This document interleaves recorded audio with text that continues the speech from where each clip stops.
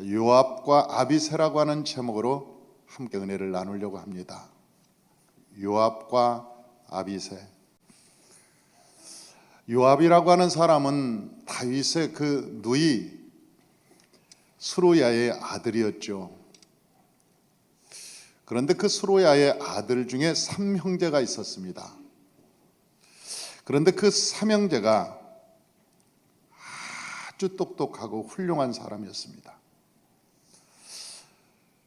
그런데 그 아사헬은 일찍 죽고 두 형제가 남았죠.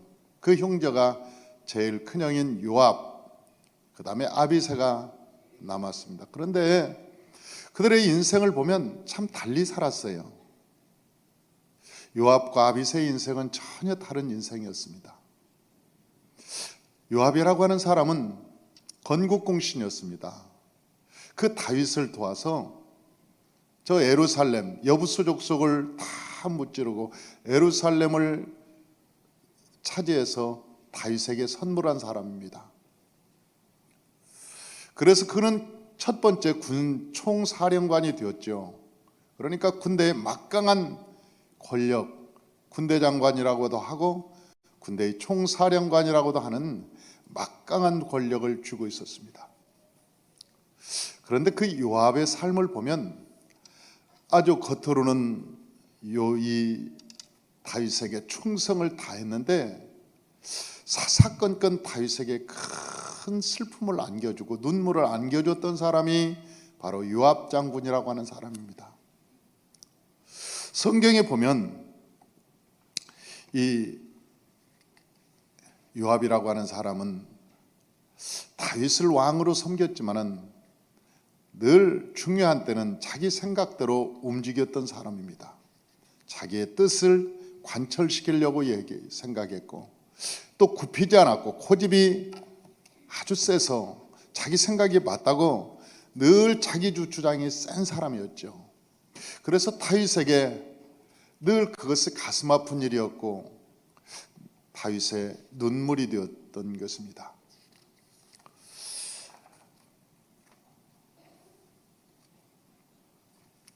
이 첫 번째는 아브넬을 죽였습니다. 이 요압이라고 하는 사람이 아브넬을 죽였는데 그 아브넬이라고 하는 사람이 사울 왕가의 총사령관, 군대 장관이었습니다.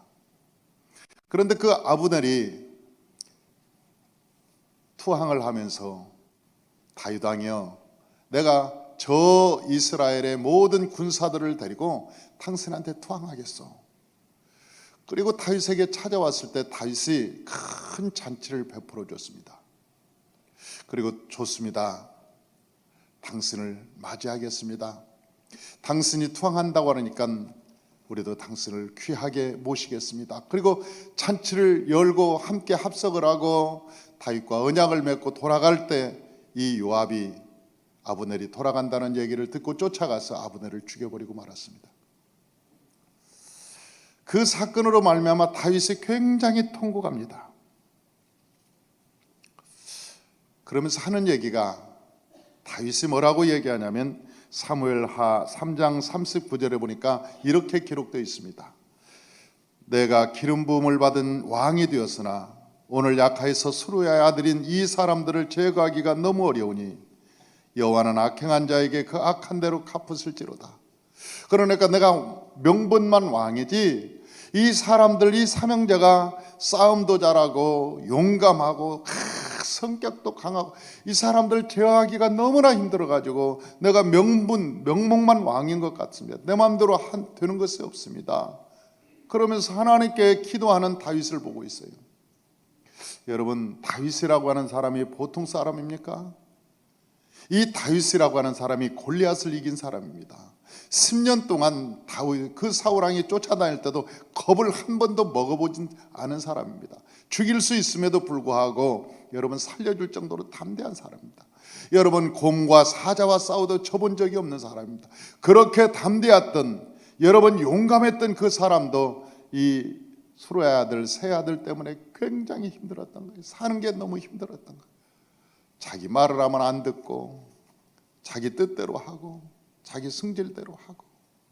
사실 다윗은 이 사울 왕가의 그때 당시만 해도 유다 지파들만 저 다윗을 따랐고, 그리고 베냐민 지파 뭐 일부, 그리고 많은 지파들이 사울 왕을 따르고 있었어요.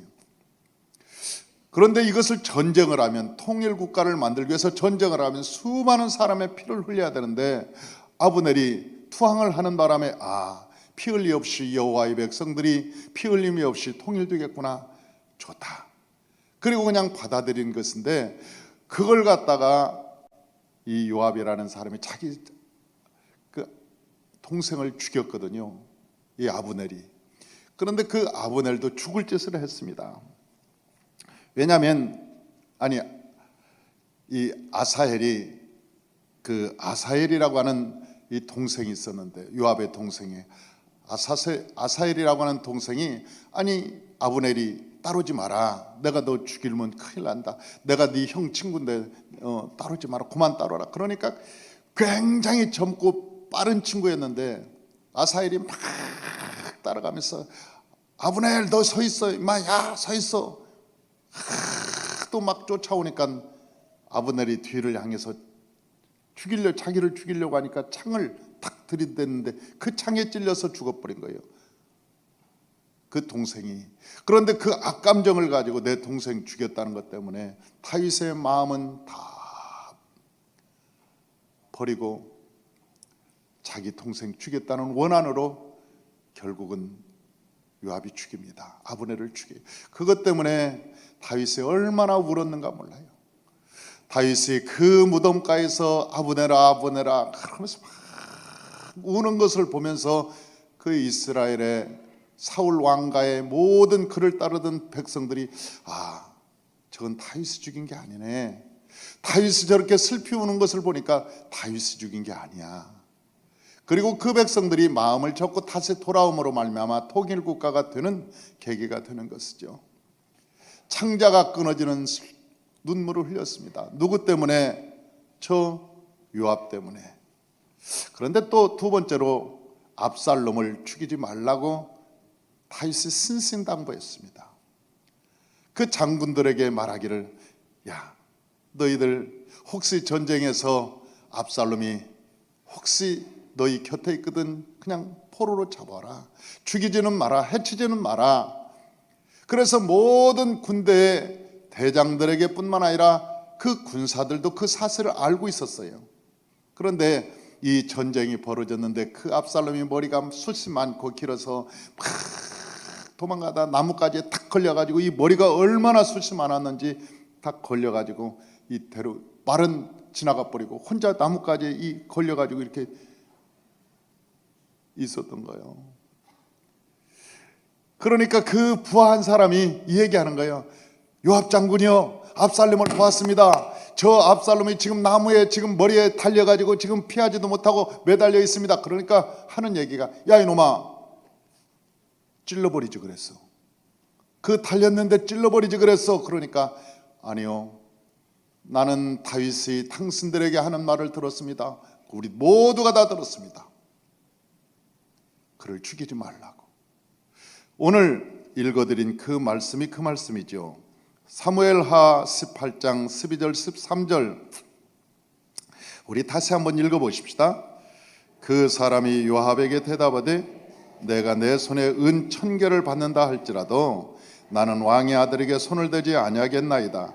우리가 들었거니와 왕이 당신과 아비새와 이때에게 명령하여 이르기를 삼가 누구든지 젊은 압살롬을 해하지 말라 하셨나이다. 아무 일도 왕 앞에서 숨길 수 없나니 내가 만일 거역하여 그의 생명을 해하였더라면 당신도 나를 대적하였으리다. 이 말은 왕이 하는 말을 들었습니다. 당신과 아비새와 이때에게 하는 말을 들었습니다. 압살롬을 해하지 말라고, 혹시 압살롬을 해하지 말라고 하는 말을 들었습니다. 나는 왕의 말을 거역할 수 없습니다. 다윗 왕의 말을 거역할 수 없습니다. 그래서 못 죽입니다. 그렇게 이야기하니까 사무엘하 18장 14절 다 같이 한번 읽어봅니다. 요압이 이르되 나는 너와 같이 지체할 수 없다 하고 손에 작은 창 셋을 가지고 가서 상수리 나무 가운데 아직도 살아있는 압살롬의 심장을 찌르니 결국 압살롬을 죽여버렸습니다. 사랑하는 성도 여러분, 요압은 알고 있었습니다. 다윗의 명령을 알고 있었습니다. 그리고 오늘 부하가 다시 한번 언급합니다. 다윗의 왕이 죽이지 말라고 했습니다. 여러분, 만약 다윗의 명령을 잃어버렸더라도 그 부하의 말을 들고 깨달았을. 그런데 두 번이나 그런 듣고 자기의 성질에 못 이겨서 그 압살롬을 그냥 죽여버리는 거예요. 에이, 왕의 명령이고 뭐고 이산 저희 기분 나쁜 놈 죽여버려야 돼. 그리고 자기 성격이 못 이겨서 그냥 확 죽여버리는 거예요. 이것 때문에 다윗이 또 통곡의 눈물을 흘립니다. 18장 33절. 그러니까 요압이, 이 다윗의 요압 때문에 얼마나 많이 울었는가를 우리가 볼 수 있는 거예요. 18장 33절 다 같이요. 왕의 마음이 심히 아파 문 위층으로 올라가서 우니라. 그가 올라갈 때 말하기를 내 아들 압살롬아, 내 아들 압살롬아, 차라리 내가 너를 대신하여 죽었다면 압살롬 내 아들아 하였더라. 문 위층으로 올라가면서 우는데 그가 심히 울면서 고통스러운, 굉장히 마음이 고통. 내 아들 압살롬아, 내가 차라리 내가 죽었어야 하는데 네가 죽었구나. 뿐만 아니라 이 이스라엘에서 온 군사령관 아마샤라고 하는 사람이 있었습니다. 이 사람은 그 압살롬이 반역을 일으켜서 다윗을 공격할 때 그 압살롬 편에 섰던 군사령관이었습니다. 아마샤가. 그런데 이 사람이 전쟁이 끝나고 나서 요압이 압살롬을 죽인 것 때문에 누굴 군사령관으로 세우냐면 적군에, 그러니까 자기를 반역해서 제일 앞장섰던 그 적군의 군사령관을 자기의 군사령관으로 딱 앉는 거예요. 저는 이것을 보면서 그릇의 차이잖아요. 이렇게 할 수 있는 것은 쉽지 않습니다. 이렇게 할 수 있는 것은 여러분 쉽지 않아요. 왜? 내 밑에 후수아의 장군들도 많잖아요. 공을 세운 사람들 많잖아요. 여러분, 수많은 일꾼들, 공로자들이 얼마나 많은데 적군의 총사령관을 자기의 휘하에 총군대장관, 총사령관으로 세운다는 것은 쉽지 않습니다. 아마 이 나라의 정치도 만약 다윗과 같이 한다면 아마 이 나라의 정치도 안정될 거예요. 이 나라의 정치도, 여러분 나와 사상이 다르고 내 편이 아닐지라도 그를 세워서 여러분 요직에 앉히고 중직에 앉혀서 여러분 그를 세워서 사람을 키우고 함께 설득해서 하나 되어서 나간다면 여러분 국가가 좌우에 치우칠 것이 아니라 하나가 되어서 얼마나 국가가 든든한 나라가 세워질 거예요. 다윗은 수천 년 전에 이 마음에 그런 계획이 있었어요. 그래서 그 아마샤를 다 군대장관으로 세웠는데 자기가 군대장관하다 밀리니까 저것도 죽여버려야지. 아이, 저거 꼴보기 싫어. 저게 어떤 놈인데, 저게 적군의 군 총사령관인데 와서 전쟁이 끝난 지 얼마나 됐다고 지가 군대장관에, 에이, 저거 죽여버려. 그래서 요압이 칼을 들고 가서 또 죽이는 거예요. 그러니까 요압이라고 하는 사람은 늘 다윗의 부하였지만 진정한 부하가 아니고 자기 마음대로, 자기 뜻대로, 자기 생각대로 움직였던 사람이죠.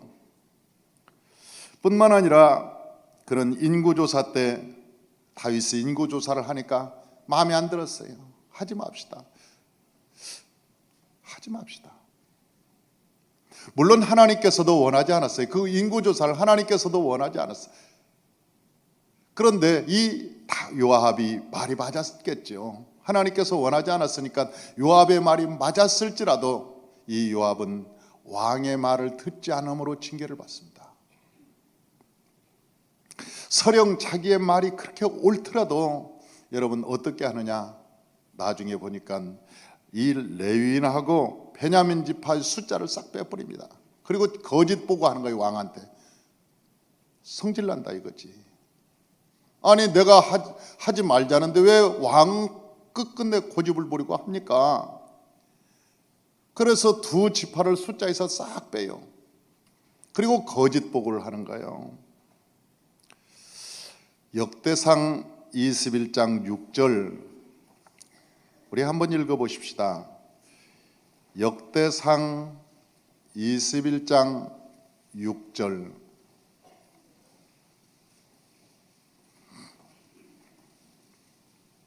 역대상 21장 6절을 한번 보십시다. 우리 다 같이 한번 읽어봐요. 요압이 왕의 명령을 마땅치 않게 여겨 레위와 베냐민 사람은 계수하지 아니하였더라 그랬어요. 여러분 적을 필요 없습니다. 왜냐하면 책으로 나올 거니까. 여러분 이게 다 끝나면은요, 이게 사무엘 상하, 역대상, 우리 모세오경 교재에 나옵니다. 이게 다 나오게 돼 있어요. 그러니까 이 요압이라고 하는 사람은 자기 마음에 안 든다는 거지. 내 왕이라도 내 마음에 안 든다는 거예요. 자기가 기분을 좋을 때는 주군을 섬기고 기분이 나쁠 때는 아이씨 때리쳐. 되든 말든 나는 무슨 상관이야. 그리고 방치해버리고 나몰라라 하고 그랬다는 거예요. 요압이라는 왕이. 뿐만 아니라 나중에 아도니아를 왕으로 옹립하는데도 결정적으로 실수를 합니다. 다윗의 마음은 어디에 있었냐면 솔로몬에 있었습니다.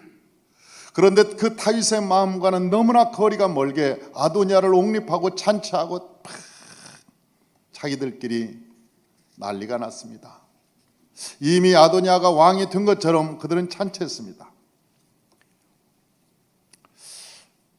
열왕기상 1장 7절 열왕기상 1장 7절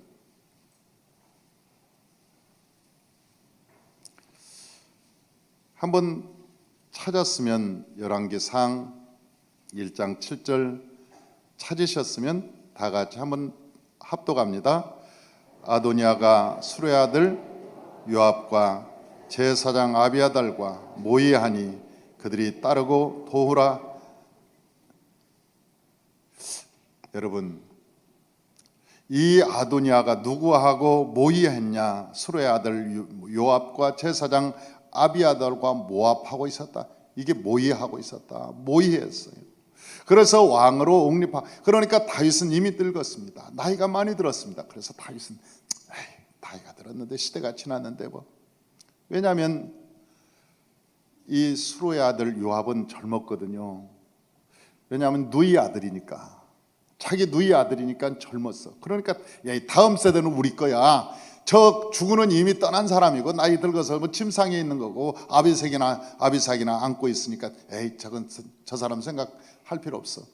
우리가 지금 젊은 아도니아를 착 옹립해가지고 우리 다시 틀을 짜자. 우리 권세를 갖자. 그리고 잔치를 하고 탁 옹립을 하는데 그 소리를 듣고 솔로몬을 옹립하고 다윗이 솔로몬을 옹립해서 새로운 정권이 창출되는데 그 후에 다윗이 마지막 죽으면서 하는 유언이 있습니다. 다윗이 마지막 죽으면서 하는 유언이 있습니다. 열왕기상 2장 5절에서 6절 열왕기상 2장 5절 6절 우리 찾으셨으면 다 같이 한번 읽어보죠. 수로의 아들 요압이 내게 행한 일 곧 이스라엘의 군대의 두 사령관 넬의 아들 아브넬과 예델의 아들 아마사에게 행한 일을 내가 알거니와 그가 그들을 죽여 태평시대에 전쟁의 피를 흘리고 전쟁의 피를 자기의 허리에 띤 띠와 발에 쓰는 신에 묻혔으니 내 제대로 행하여 그의 백발이 평안히 세월에 내려가지 못하게 하라. 다시 말하면 죽이라는 거예요. 솔로몬아, 너는 저를 감당하지 못한다. 만약 요압이 살아있으면 너의 모든 태평시대도 흔들리게 된다. 그러므로 요압이 너희 정권에 참여하지 못하게 해라. 죽여라. 그렇게 얘기하는 거예요. 그리고 결국 이 요압은 솔로몬의 칼에 의해서 죽습니다. 결국 죽습니다. 하나님께서 우리에게 뭐라고 얘기하느냐? 여러분, 하나님을 섬길 때도 마찬가지입니다. 우리가 하나님을 섬긴다고 하는데 내 생각대로 섬기고 내 뜻대로 섬기고 내 기분 좋으면 하고 기분 나쁘면 안 하고, 여러분, 그것은 섬기는 것이 아니죠. 섬긴다는 것은 여러분, 우리가 변함없이 일관되게 한 마음으로 섬기는 것을 섬긴다고 얘기하는 거예요. 그것이 뭐라고 하든 그 상관없이 여러분, 그걸 섬김이라고 얘기하지, 내게 조금 해가 되고 내게 어려운 일이 다가오면 에이 모르겠다, 내 뜻대로 내 생각대로 해버리면 그것은 실제 주군을 섬기는 마음이 아니죠. 그런데 동생 아비새는 전혀 다른 삶을 살아갑니다. 저는 이 요압과 아비새 두 사람을 비교해서 성경을 보았습니다. 요압은 어떻게 살았을까? 그런데 그 요압은 자기 주군의 눈에서 눈물을 많이 뺐습니다. 한숨을 짓게 했습니다. 마음에 괴로움을 줬습니다. 그런데 아비새는 그 마음을, 다윗의 마음을 시원하게 했어요. 똑같은 수레의 아들인데도 불구하고 그 아비새는 그 주군의 마음을 시원케 하고 언제나 주군과 함께 있었고, 그래서 끝까지 이 아비새는 다윗의 마음에 들었고 다윗의 군사가 되었습니다. 다윗이 참으로 애꼈던 사람이었죠. 그래서 그 아비새를 한번 보았습니다. 그 십광야에서 보니까, 십광에서 사울왕이 다윗을 잡으려 할 때 여러분, 다윗이 얘기합니다. 누가 나를 따를 건가? 내가 저 적진에 내가 지금 가려고 하는데 누가 나를 따를 건가? 그러니까 아무도 따르지 않았어요. 그때 요압도 있었는데 요압도 안 따랐습니다. 그런데 아비새가 제가 주군을 따라가겠습니다. 그건 생명을 걸고 들어가는 적진이었습니다. 왜냐하면 사울의 군대는 엄청난 군대였고, 지금 다윗은 자윗과 지금 한 사람뿐이 없어요. 두 사람이 만약 갔다가 팔각이라도 되면 즉시 죽는 거죠. 그런데도 불구하고 아비새가 말합니다. 제가 따라가겠습니다. 그리고 손을 들고 다윗을 따라오는 것을 볼 수 있죠. 그때 당시 다윗이 이 아브넬과 사울과 군대들이 다 자는 것을 보고 칼을 뽑습니다. 두 번 찌를 것도 없습니다. 한 번이면 됩니다. 왕이요, 왕을 쫓아다니는 이놈을 죽입시다. 그래야 왕이 평안합니다. 왕이 행복할 수 있습니다. 왕권이 세워질 수 있습니다. 내가 기름 부은 자를 찌르겠습니다. 그 모든 화는 내가 받겠습니다. 그때 뭐라고 하는 자세히 다윗이 찌르지 마라. 기름 부은 자를 찔러서는 안 된다. 기름 부은 자를 죽여서는 안 된다. 그렇게 말하자 칼집에서 칼을 빼서 죽이려고 했던 저 아비새가 자기의 생각을 접고 다윗의 말을 듣고 다시 칼집에 칼을 꽂는 거예요. 알겠습니다. 자기의 생명에 위협이 오는데도 불구하고 이 아비새라고 하는 사람은 다윗 주군의 말에 순종하는 거예요. 이것을 순종이라고 이야기하는 것입니다. 여러분, 저 압살롬이 반역할 때 막 그 도망갈 때 누가 옆에 있었느냐 보면 이 아비새가 옆에 있었습니다. 그러니까 그 아비새라고 하는 사람은 여러분, 싫을 때나 어려울 때나 좋을 때나 늘 다윗 곁에 있었어요. 그리고 그 다윗을 보호했습니다. 스므이가 돌을 던지면서 막 욕을 합니다. 수레의 아들 아비새 뭐라고 얘기하냐면, 스므이가 저주하는 가운데 이와 같이 말하니라. 피를 흘린 자의 사악한 자의 가거라. 이 더러운 놈아, 네가 사울왕의 집을 멸망시켰지. 멸망시킨 적이 없거든. 다윗이 사울에게 해를 끼친 적이 한 번도 없는데도 불구하고 이 스므이가 따라오면서 이 피를 흘린 자야, 무지한 피를 흘린 너 사악한 자야. 근데 다윗이요, 스므이를 알고 있었어요. 스므이가 알랑방고를 꾸고 있었거든. 다윗 밑에 신하였습니다, 스므이가. 그래서 스므이를 다윗은 잘 알고 있었어요. 그런데 자기가 쫓기고 여러분 불쌍한 신세가 됐다고 금세 반역자로 변해가지고 욕하고 티끌을 한 돌을 던지면서 막 저주하고, 그러니까 그 아비새가 옆에 있다가 칼을 딱 뽑으면서 이 개 같은 놈, 어디 내 왕에게 저렇게 욕설을 하고 돌을 던져. 그러면서 다윗에게 얘기하는 거예요. 왕이여 명령하소서, 내가 저놈의 머리를 베겠나이다. 저 같으면 오케이.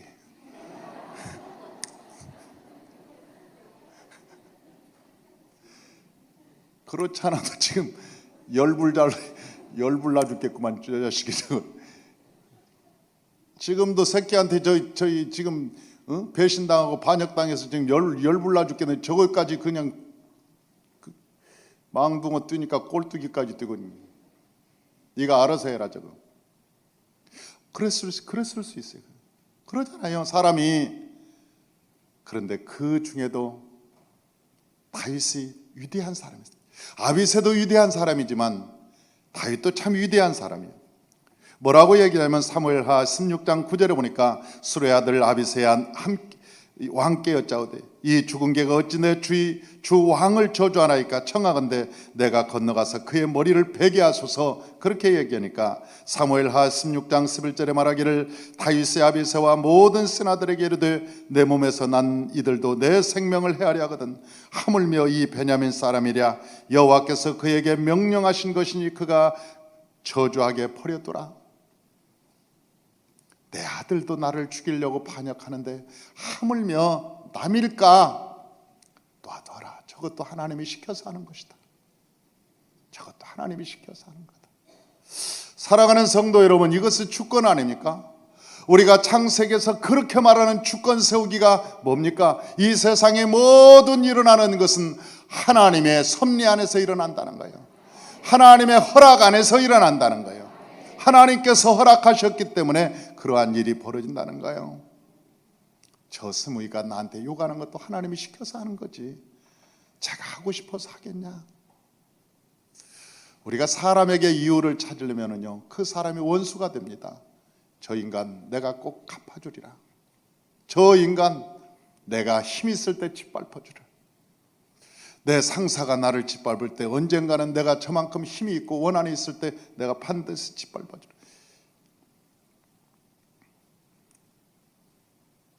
왜냐하면 주권이 안 세워진 사람은 늘 대상을 하나님을 바라보지 못하고 사람을 보기 때문에 그러는 거예요. 우리 아까 박진희 집사님이 얘기하잖아요. 사기치고 도망간 놈이 우리 온전한 구원을 위해서 그런 거라고. 자기 신랑 사업장에 그 거대한 돈을 들여가지고 다 했는데 하루 저녁에 다 가지고 그냥 갔는데 다른 사람 같은 경찰을 쫓아다니고 고소를 하고 어떻게 하든지 받아내려고 열심히 쫓아다니고 노력하고, 그런데 하나님께 나와서 하나님 우리 집안의 온전한 구원을 위해서 그도 악의 도구로 사용하였으니 하나님 그가 가서 주님을 만나게 하시고 때가 되면 주님 안에서 변화되게 해달라고 기도했다는 거 아니에요. 여러분 그 기도가 어디서 나오냐는 거예요. 그 힘 있는 기도가 어디서 나오는 거예요. 이 세상에서는 사람은 볼 수도 없고 들을 수도 없는 얘기입니다. 이 세상에서는 이해가 안 되는 얘기입니다. 바보 같은 얘기죠. 너도 해볼 때는 해봐. 내가 어느 날 우리 이정순 전도사님 딸내미가 현대에 합격을 했어요. 시험을 봐서 그 합격해서 일주일간 시험도 보고 이제 그래서 오리엔테이션도 받고 훈련도 받고 추리닝도 다 받고, 그런데 갑자기 부르더니 우리가 잘못 뽑았다고 그러더래요. 아니 뽑아가지고 합격 통지까지 다 보내고 가서 워크숍도 다 하고 그랬는데 아니 잘못 뽑았다고 추리닝까지 주고, 근데 누가 이제 윗사람이 온 거지. 하나가 밀고 온 거야. 집에 돌아와서 울고불고 인터넷에 띄운다. 고소를 한다. 얼마나 그 젊은이가 화가 났겠어요 마음에. 그 나한테 전화 왔어. 우리 전사님이 목사님 애가 이러고 있습니다. 어떻게 하면 좋을까요? 그래서 내가 밥 한번 먹자. 나와라. 그래서 내가 식사를 같이 하면서 내가 그 청년한테 얘기했어. 더 힘들지? 너무나 분하다는 거예요. 너무 힘들다는 거예요. 내가 가만 안 두겠다는 거예요. 그러면서 그래서 내가 그랬어요.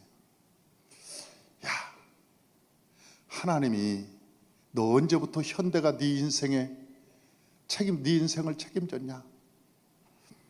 언제부터 현대가 네 인생을 책임졌어? 하나님이 얼마나 급하면 현대에 다 입사하고 들어가서 워크숍까지 다 한 놈을 뽑아내겠냐?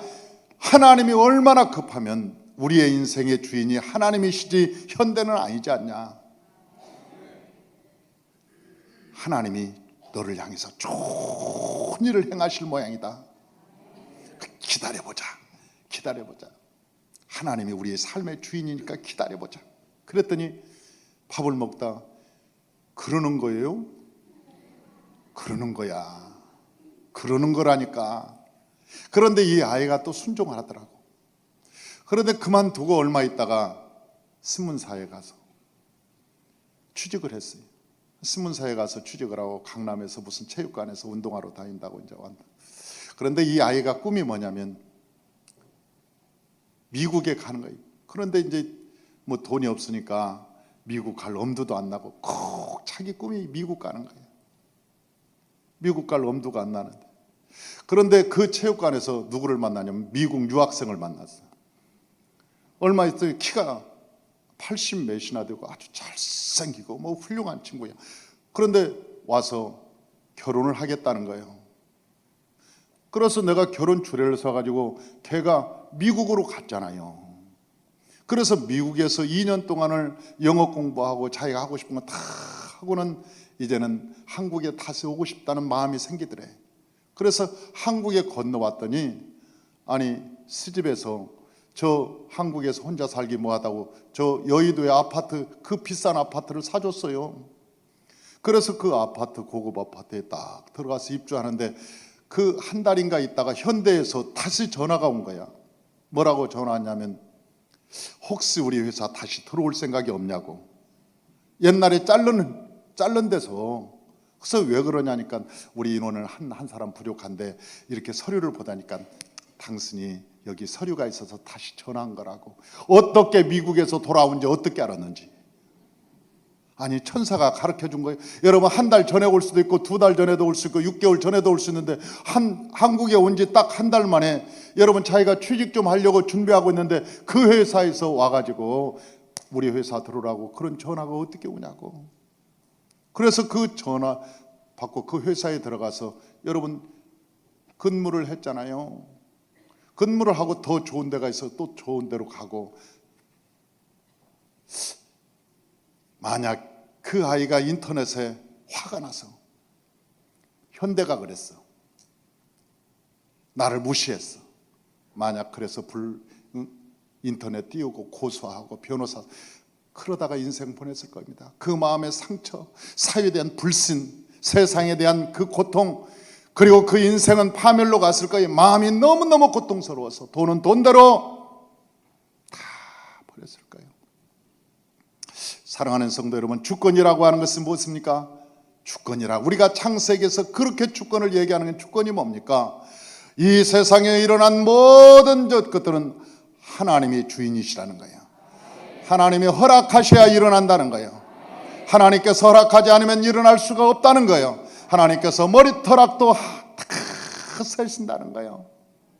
하나님께서 머리카락도 다 몇 개인지를 세시는 그분이 왜 그걸 모르시겠냐는 거지. 왜 모르시겠냐는 거예요. 그러면서 다윗이 그러는 거예요. 아비새한테 아비새야 놔둬라. 하나님이 저 스무이한테 나한테 욕하라고 그래서 욕하는 거다. 놔둬라. 이 다윗의 신앙이라는 것이 아브라함의 주권 세우기 위해서 세워진 것이죠. 하나님은 그걸 보신 거예요. 주권이 세워졌는지 세워지지 않았는지. 뿐만 아니라 그 블레셋 군대들과 그 전쟁을 할 때 다윗이 베들레헴 곁에 있는 우물물에서 물을 먹고 싶었습니다. 그런데 그 진이 블레셋 진영이야. 블레셋들이 딱 차지하고 있어. 근데 다윗이 우물물을 먹고 있어. 야, 저 베들레헴 곁에 있는 우물 물이 기가 막히게 줬는데 내가 목마르다. 그랬더니 아비새가 손을 딱 들고 제가 가서 물을 떠오겠습니다.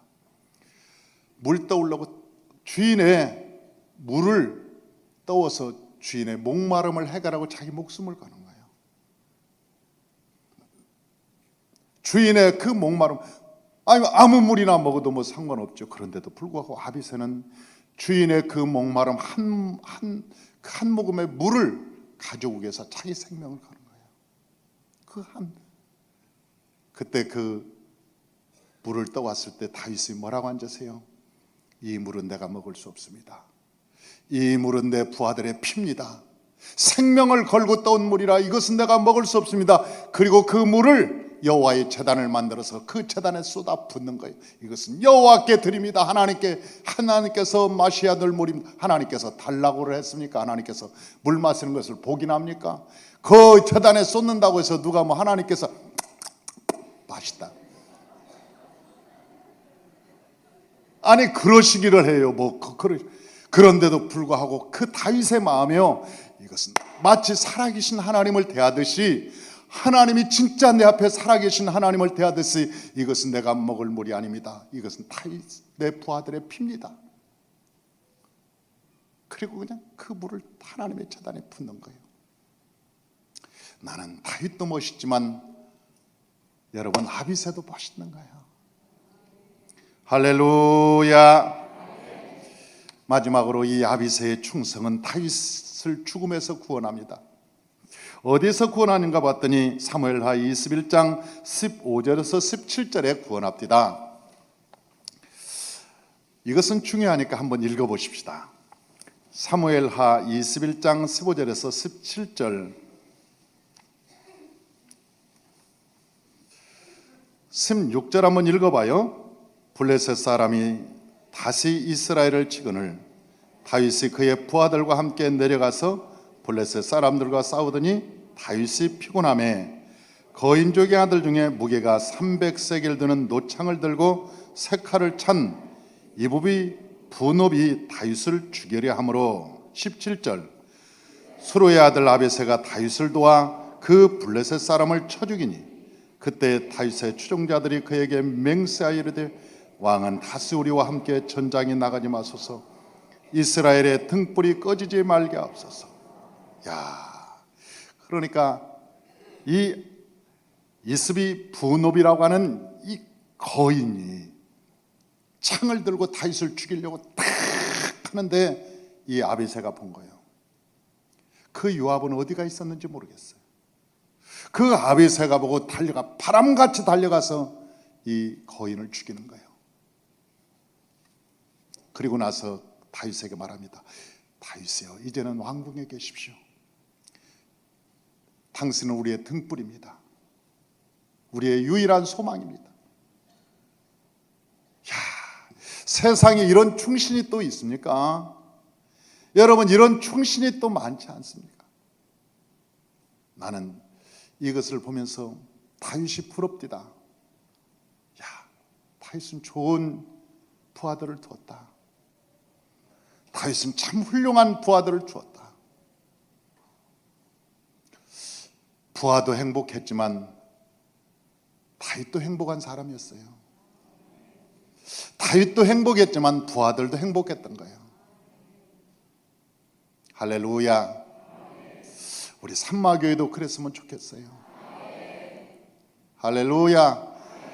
우리 산마교회도 이런 다윗의 용사 같은 용사들이 굳건히 서서 이 산마교회를 잘 지키시길 바랍니다. 눈에 보이나 보이지 않으나 여러분 한결같은 마음으로 헌신하고 충성하는 일꾼들이 많아지시기를 주의 이름으로 축원합니다. 기도하겠습니다.